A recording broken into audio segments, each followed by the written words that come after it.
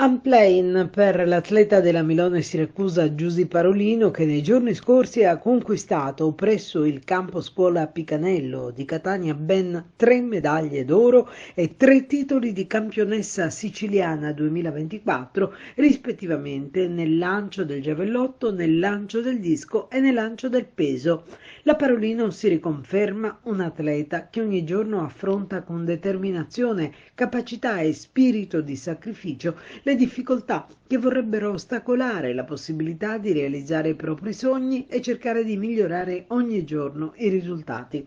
Sottolineiamo questo perché non tutti gli atleti dispongono di impianti idonei per potersi allenare bene, ma nonostante ciò riescono ad emergere e a portare a casa risultati lodevoli e di prestigio. Le 2 giornate che hanno visto trionfare la Parolino sono state caratterizzate da forte vento e cambio repentino delle temperature, presenti circa 400 atleti e tanti ospiti provenienti da altre regioni.